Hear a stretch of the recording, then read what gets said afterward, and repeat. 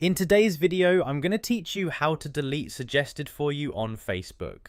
Alright, so I'm starting off by opening Facebook here, just letting it load into the main home screen.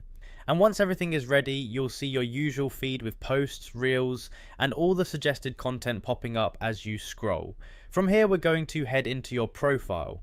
So I'm just clicking on my profile icon, usually your picture or name at the top or in the menu, and once I'm in, it opens up my profile page with all my posts and details. Now from here, what we want to do is get into the settings area.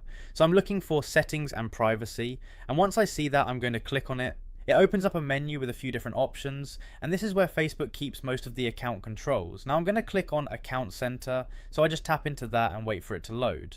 Once it opens, you'll see a bunch of account related settings in one place, and this is where we can adjust preferences that affect what we see on Facebook. Alright, now I'm going to look for ad preferences, so I scroll through and click on that. This section is where Facebook controls how ads and suggestions are personalized for you.